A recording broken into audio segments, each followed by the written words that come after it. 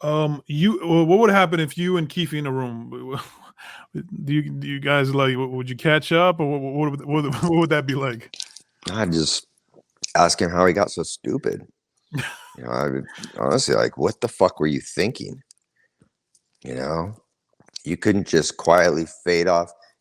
I'm glad he's being held accountable. Like Right. I've always, since the day I left the job, I always thought he should have been prosecuted for the narcotics.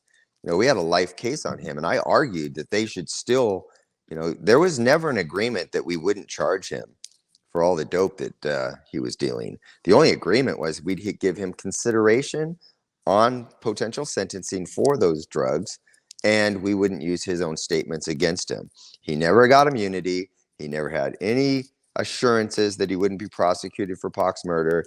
None of that. And I argued, I was like, hey, don't let this dude off the hook. He's a murderer. And, if he were still doing drugs today, he'd probably be dealing fentanyl. Right.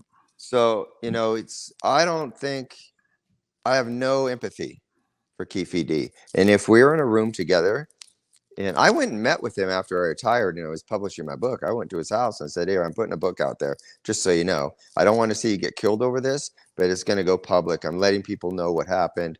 And, you walked on a dope case. You walked on a murder case. And so the consequences are now you're going to be judged in the court of public opinion. Right.